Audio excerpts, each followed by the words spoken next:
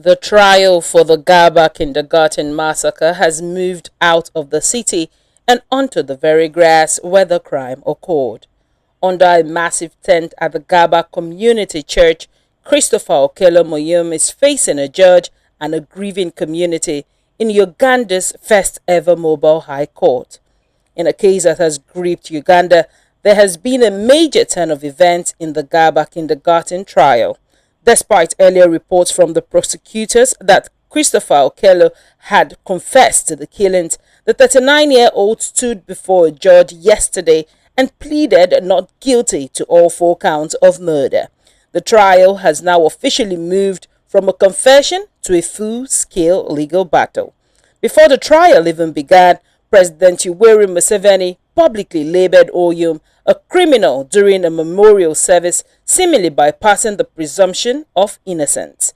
This executive pressure has fueled the High Court's decision to fast-track the trial and move it to Ggaba.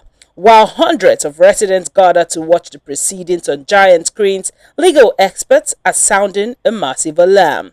The Uganda Law Society has officially condemned the setup. In a scorching statement, they've called the mobile court a stage-managed spectacle designed to weaponize public grief.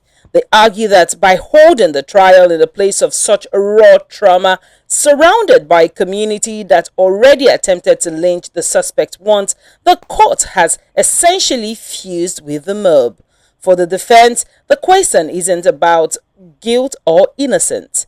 It's about whether a fair trial is even possible in this atmosphere. Presiding Judge Alice Komuhangi Khaukha and the judiciary are standing their ground. They say this innovative approach is about taking justice to the people and responding to a matter of extreme public interest. On Monday, the court moved fast, admitting post-mortem reports that detailed the brutal nature of the attacks. But as the state presents its witnesses, the shadow of executive interference hangs heavy over every testimony. The shift is significant. Last week, the prosecution's narrative centered on a ritual motive for wealth. But yesterday, Onyum remained silent on those claims, entering his formal denial as the first witnesses took the stand. This move places the entire burden of proof back on the state. The community's demand for justice is clashing with the legal requirement for a neutral process. If convicted, Onyum still faces the death penalty, but the road to that verdict just became much more complicated. The confession is now off the table. The trial is on. We will be following every witness testimony from the Ggaba Mobile Court.